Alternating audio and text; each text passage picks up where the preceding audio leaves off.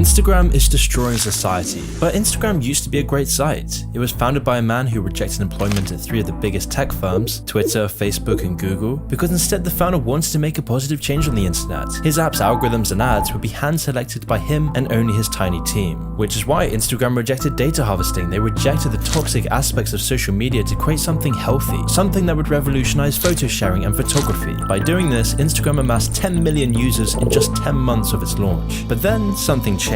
Instagram turned into everything it sought to destroy, becoming widely regarded as the worst social media site for our mental health, with 400 million Instagram users now feeling unattractive, leading to the term Instagram reality going mainstream. And of course, this has resulted in skyrocketing levels of depression, anxiety, and eating disorders, with Instagram even admitting that the app is, quote, harmful for a sizable percentage of teens. All of this, and yet Instagram is now planning to release a version of the app for children under the age of 13. So what's behind the change in the app? What made Instagram so toxic? Well, once you understand how Zuckerberg manipulated Instagram and its co-founders for personal gain, you start to understand the bigger picture of what Instagram really means for Facebook's future and what this means for us. And trust me, in the next 5 years, it's gonna get bad. But to understand why, we need to go back to where it all started. Kevin and Mike were seemingly normal kids with an affinity for coding. Although little was public about Mike's early life, Kevin, on the other hand, was particularly destined to work in tech. His parents were both from a corporate tech background, and Kevin spent much of his childhood gaming and designing his own levels. This early interest led him to study management science and engineering at Stanford, and it was at Stanford that Kevin Systrom would meet his fellow co-founder, Mike Krieger. During his studies, Kevin was exceptional, being accepted into the highly selective Mayfield Fellows program, where he would take part in an internship program at startup companies. One of these startup companies he would work at was called Odeo, later known as Twitter.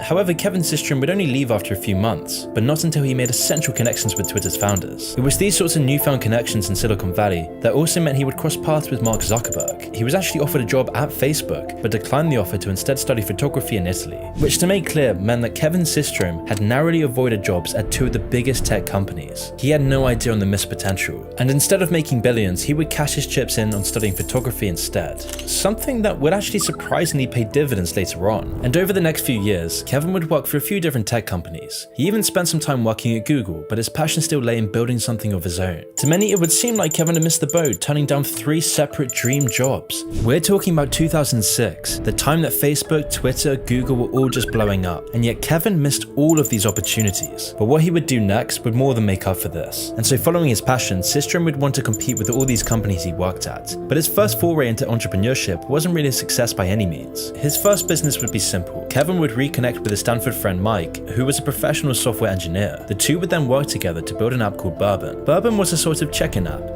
where users could post updates on where they had been and attach pictures. But this was more Kevin's hobby. This wasn't solving any problems. The market didn't need it, they didn't want it. And so the app failed to gain any traction, all to Kevin's dismay, because at the same time he was watching Facebook, Twitter, Google all rapidly take off, and he was left with nothing. And so after talking to some users, the co-founders would discover that people didn't really care about the check-in features or most of the other features of the app. Instead, people only exclusively used the photo sharing part of the app. However, because of the way that Mike and Kevin had built the app and its design, investors were still impressed, with investors actually pouring up to $500,000 into the app, $25,000 of which coming from Kevin's former boss, Jack Dorsey. But even with this cash injection, Bourbon was destined to be dead in the water. An app with $500,000 backing only had 100 users, with most of the users only preferring the photo sharing technology anyway. Kevin was faced with a crisis. What was next for the company? If this failed, he would lose all his reputation and the connections that came with it. He would be an embarrassment. All the opportunities he missed for this, the founders were now faced with a very hard choice. Should they preserve their current idea or throw it all away and start again from scratch? Considering the fact that pretty much no one's heard of Bourbon, it should be obvious what route they went down. But on this next venture, they would learn from their mistakes. Instead of trying to find a use for the current technology itself, they would instead find a problem that needed to be solved first. And so the pair worked on what Bourbon did best, the mobile photo sharing. At the time, the current way that people were sharing photos online was just full of problems, the main one being that uploading a photo would just take ages. And so the founders would solve this problem by beginning the process much earlier than other apps. Instead of starting the upload process as the last step, Instagram would instead start uploading the photo much sooner, which would lead to much quicker upload times. However, the biggest problem they would solve was that mobile pictures just didn't look very good, so the founders would come up with multiple solutions for this. First, they shrank the photos down to a much smaller square resolution, making photos look good on any phone, meaning photos on Instagram just seemed way more focused. This even helped with the upload problem. Smaller photos meant smaller files, which meant quicker uploads. However, Kevin and Mike's other solution for the poor quality problem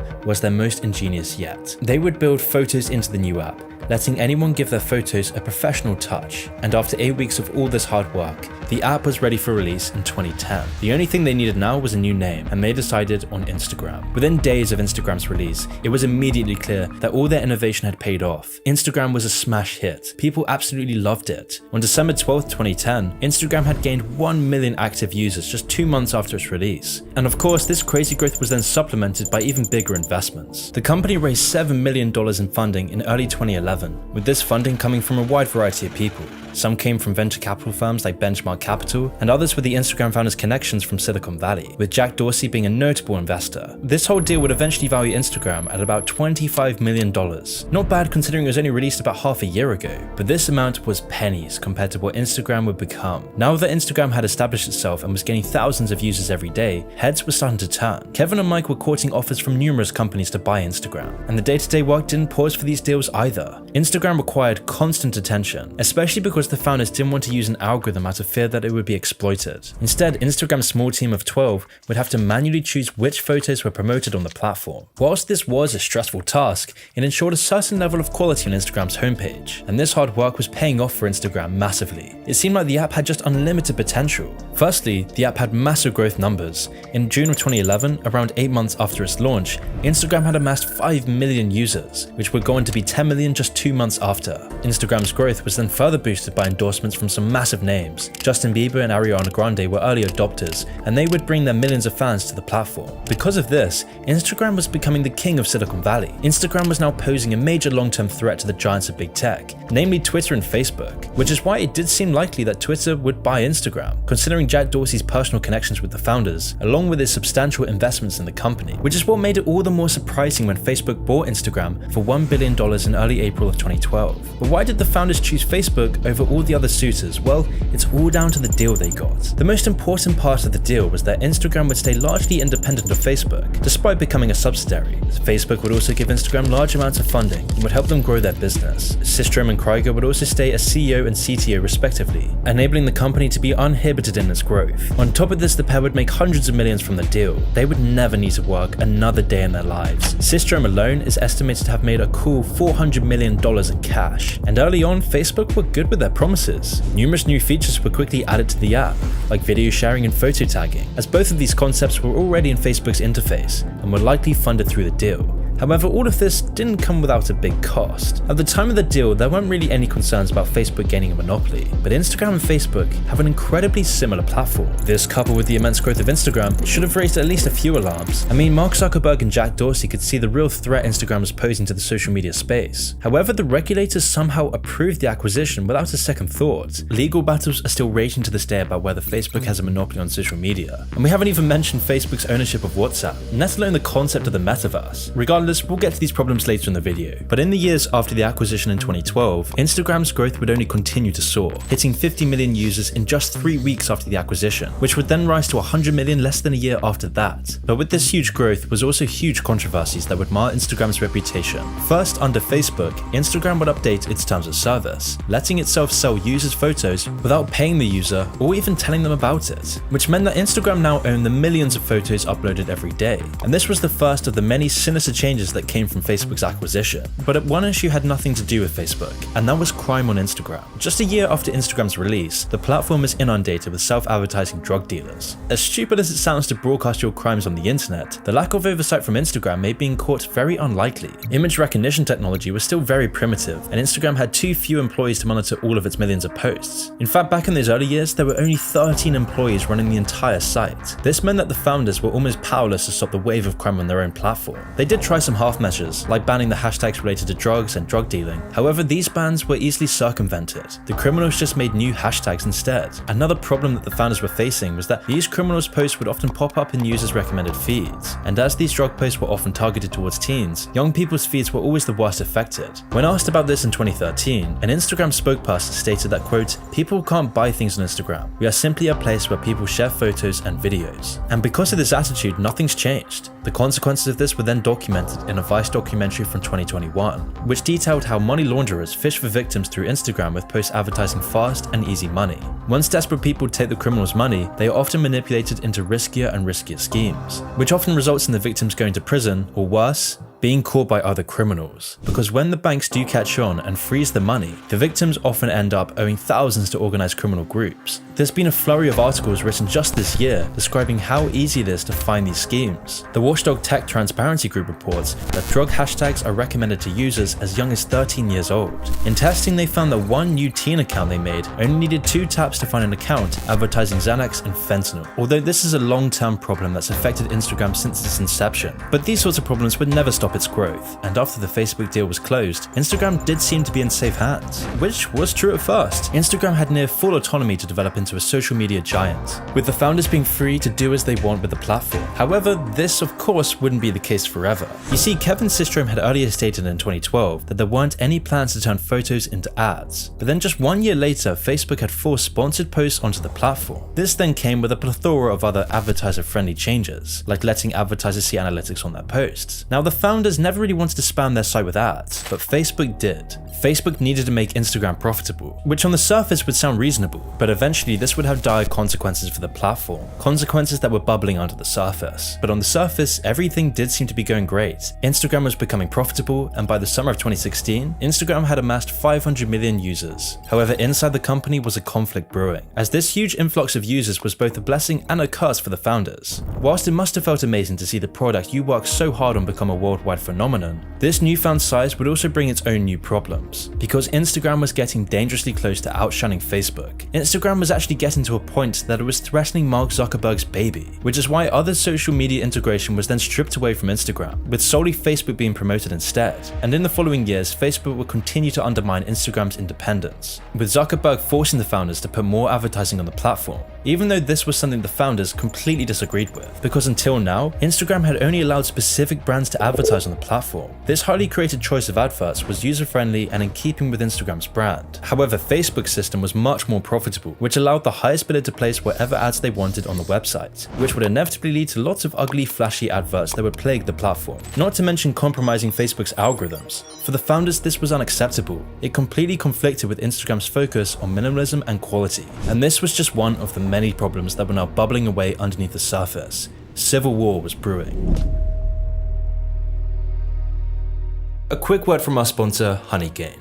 Passive income might sound too good to be true, but this isn't the case with today's sponsor, Honeygain. Honeygain is a magical app that makes you money just for keeping it running in the background. But how does Honeygain work? Well, all you need to do is install Honeygain on your device and run the app. That's it. You're making money by simply sharing your internet connection. And to be clear, the app doesn't collect any personal data. Instead, it uses the internet to gather bits of information from the web, such as who's offering the best prices or where fake goods are being sold online. Your internet connection is then used by businesses that need to gather public web data, such as pricing information. Because, for example, best deal sites need to compare prices from different regions, and that's where Honeygain comes in. Honeygain is like the Google of web monitoring for companies. And just by sharing this information, you'll passively make money. Now hear me out, this won't cover your living expenses, but it can get you a free Netflix or Spotify subscription every month. Or if you want to be extra fancy, you can gain access to my YouTube membership. And now you can boost your earnings with Honeygain's new mode Jump Task, where you'll be able to tip your toes into the crypto world and receive 50% more, cash out when you want, no limits on that. So don't wait any longer and sign up to Honeygain today by using my special promo code MOON to get your first $5. Or simply download the app by following my special link in the description below. Now back to the video. Instagram's culture has slowly been morphing into a parody of itself. I mean, filters were built into the app from its inception, and they're still a huge part of making your photos better looking. However, it's also becoming very common for people to enhance their photos in other less honest ways. Photoshopping was and still is everywhere on the platform. In fact, it's become so widespread that the term Instagram reality is very widely used nowadays. There's even a subreddit dedicated to exposing it going by the same name, and it has over 1 million subscribers. And you see, it isn't just photoshopping though. Instagram is full of people people presenting a false idyllic life. And if these tricks don't catapult you to Instagram fame, you can even buy a fake audience. As most of us know by now, it's incredibly easy to buy bot accounts as followers. Even celebrities do it. It's estimated that Ariana Grande has over 65 million fake followers. All of these deceptions are aggregating into a massively unrealistic standard on Instagram, and the sad fact is that it doesn't really matter anymore that people are catching on to this. Even when you use the app and you understand that it's fake, it still massively affects your mindset and your mental health. If you're one of Instagram's 500 million regular users, then you'll always be bombarded with unattainable standards every single day, which leads to you subconsciously comparing your life to other people's perfect fake manufactured lives. Although this doesn't affect every single person in the exact same way, it is a proven effect. Out of the 5 major social media sites that young people use, Instagram is always rated as the worst for users' mental health. All of this due to Instagram's toxic culture of perfectionism. And what makes this so much more disturbing though is that Facebook has been intentionally ignoring these problems, both on Instagram and on Facebook itself. For example, in late 2021, an internal presentation for Instagram and Facebook employees was leaked. The contents of this presentation and its implications were shocking. The presentation doesn't just show that Instagram is harmful to young people, but also that Facebook has done detailed research on its effects. One of the most damning statements it makes is, quote, "Instagram is harmful for a sizable percentage of teens, particularly teenage girls." This was then backed up by graphs and figures which show just how deep this problem goes. 40% of teens found that Instagram made them feel unattractive, and nearly 30% of UK teens said that Instagram made them feel inadequate. The presentation also stated that teens know the awful effects that Instagram has, but felt compelled to use it anyway, all because of Facebook's advanced addictive algorithms, trapping its users in a vicious cycle, where you end up searching for the next dopamine hit, where you start to feel left out and inadequate, only then to keep chasing the dopamine to get rid of this pain, chasing to see that you're not missing out today, that you might finally be doing better than others. And just like that, you're trapped in a virtual hamster wheel, and you didn't even realize it. It's all programmed by Facebook's advanced algorithms, and the best part is this is affecting all of us. And what's even sicker is that this doesn't even bring enough profit for Facebook. No, they need to exploit even more of the population. They need to exploit the most vulnerable, which is why Facebook has been getting ready to release a version of Instagram for children under 13. This sinister move was only delayed by the leak of this presentation. Otherwise, it would have probably been released. Even though Facebook does know that Instagram is very unsafe for teenagers, Facebook knows that social media is the new smoking, which is why this move clearly shows that Facebook doesn't care one bit about its users. They only paused the release of the Kids app because of the backlash. And once that dies down, I'm sure we'll see Instagram Kids release soon after. Soon enough, even your toddlers will be on Instagram, if they're not already addicted to TikTok. It was Facebook's aggressive, money over everything push for more control that finally broke the 2 Instagram co-founders. The straw that eventually broke the camel's back was Facebook's stifling of Instagram's growth. Because to Facebook, it was becoming very clear that Instagram is poised to overtake Facebook in pretty much every metric. Zuck's worst fears were coming to life. Their biggest fears and the reason they bought Instagram was now manifesting, which was evidently enough to keep Mark Zuckerberg up at night with jealousy and resentment. So Facebook actually made the decision to limit the amount of new employees that Instagram could hire, all because they didn't want to hurt Zuck's dying baby. This would then put a massive damper on the company's growth. It simply wouldn't be possible for Instagram to accommodate new users with a small team of staff, which in some ways is actually a good thing. But for Instagram's internal team, this meant that they were always constantly overworked. This and all the other changes that Facebook was doing to the company led to the resignation of both the co-founders. It was never publicly stated why Kevin and Mike chose to leave Instagram. However, leaked documents showed that Systrom suspected that Zuckerberg was intentionally making his life miserable to try and push him out, all because Zuck wanted full control of Instagram. He didn't want Systrom running the company anymore. This was his plan all along. And so when the pair abruptly left the company, it was the final nail in Instagram's independence. Their unique vision for the company had been the key to its success, and whilst their departure left the Instagram team aimless, this wouldn't last for very long. Facebook and Zuckerberg were quick to consolidate their control of the app. It soon became clear that Instagram was to become a mere extension of Facebook.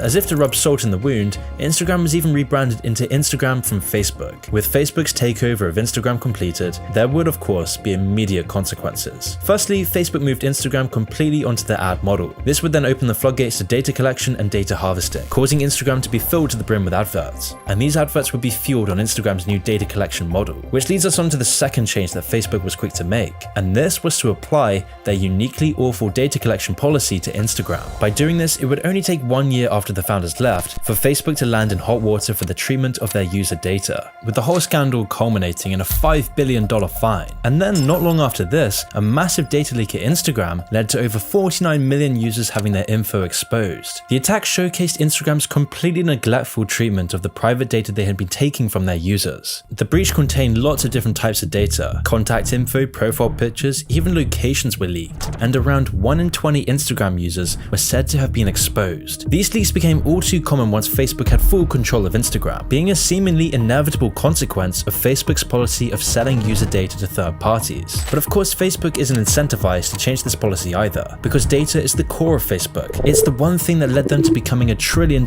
company. And breaches aren't the only problem with Instagram's misuse of data either. Again, in 2019, Instagram was exposed as having breached its terms of service after letting a marketing agency have access to data they said they'd keep private. The marketing agency had scraped data from millions of Instagram posts to create a detailed picture of its key demographic. Again, the data included people's biographical and location info, where they worked, and their interests. And what's even scarier is that Facebook is the only company that knows the full extent of their data harvesting. And this is why Facebook's growing monopolistic control over social media is a growing problem. This is what's so sinister about Facebook's constant expansion. I mean, we haven't even spoken about how Facebook is doing the exact same thing with WhatsApp as it did with Instagram. And let's keep in mind that by Facebook's constant control, it now has 3.5 billion users on all its platforms. No one has this much global control. This is unprecedented. This is something that emperors and kings across history have always wanted. So how is Facebook gaining so much control? Well, it's because Facebook addicts its users to the platforms. It's addicting society to their services. I mean, naturally, Facebook wants its users to engage as much as possible with the content on their sites. And it turns out that people are mostly engaged with things that spark negative emotions rather than positive ones. This means that Facebook is incentivized to promote content that sows division between people. This is why we've become so divided in society, all of which was confirmed by ex-Facebook employee Frances Horgan. However, even darker is that Facebook isn't just content with their dominance over social media. They're not stopping until they have the whole online world in their grasp. This is why Facebook has rebranded to Meta and is now so invested in the metaverse. With the world moving online at a faster rate every day, having control over a whole digital universe will extend Facebook's control by an order of magnitude. Because not only will Facebook control your screen life, but Facebook will now have control of your entire life, your entire reality and society, which is why you can guarantee that Facebook's executives are licking their lips at the thought of further addicting the global population to their services. And considering Facebook's hyperfixation on profits, it shows that they know that this is the future, where everyone's not only looking at their screens, but living in an actual universe run by Facebook, controlled by Zuck himself. Because right now, Facebook's control over people is big, but it could soon become effectively unlimited. Facebook's plan right now is to extend their control way past anything we've ever seen before, and I'm starting to see this creep around. When I go on the tube and the London Underground, I'm now starting to see ads for the metaverse, which is why Instagram may just end up as a stepping stone on the path to Facebook's ever-increasing hold on society.